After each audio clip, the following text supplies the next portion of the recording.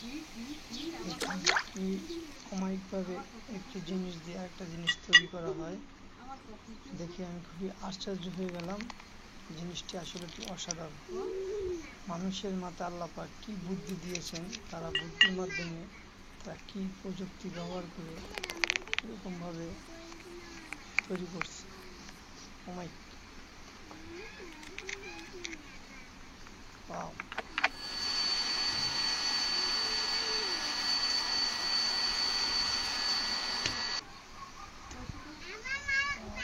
আগুন, আগুনের মুভমেন্ট সেখান থেকে